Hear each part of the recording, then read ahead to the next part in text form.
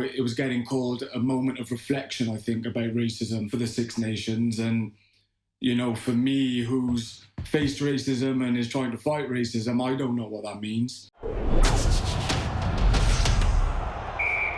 We saw an awful lot of discussion on social media and in the press, and actually even in First Minister's questions on Monday to Nicola Sturgeon after the confusion, let's call it, at Twickenham, where not all players took the knee. Now, let's just say that the Championship said that that was a personal choice. The unions have said it was a personal choice. I think the unions, if they're really serious about this, have to think about it from, if they're really, really serious about a bigger picture. And actually have it within a box, like, and say, okay, this is what we're doing, this is what every team is doing. It's a bit all over the place at the minute.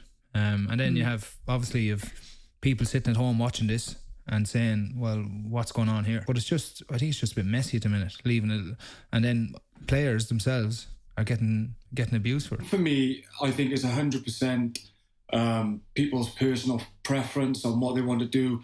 I've never gone at people for not taking a knee because personally I'd like to take a knee. The biggest thing for me is information and understanding the topic, because I feel like no matter what happens, whether you take a knee or you don't take a knee, someone's going to fire questions at you or criticise you on social media or in the media. And I think people need to be prepared to answer those questions and have the information to answer those questions, you know, whatever sort of side they take, because at the moment, you know, it was getting called a moment of reflection, I think, about racism for the Six Nations. And, you know, for me, who's faced racism and is trying to fight racism, I don't know what that means. I don't think about, you know, racism 10 seconds before an international, and then, you know, the game comes around and it's gone until next week and you have another 10 seconds. So I don't really know what it means in terms of a moment of reflection. And it comes back to what Sean said.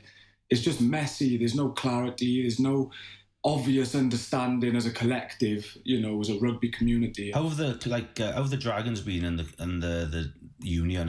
How was it with them? Dragons have been amazing. Obviously, we were back in training through the thick of the protests and the Black Lives Matter debate in terms of the organisation and the movement and taking a knee, and it was all in the heat of that. The Dragons were amazing in giving me the opportunity to speak to the boys as a collective and sort of give my view on it and, you know, different views on it and show my understanding and, you know, share my experiences so boys understand what it means.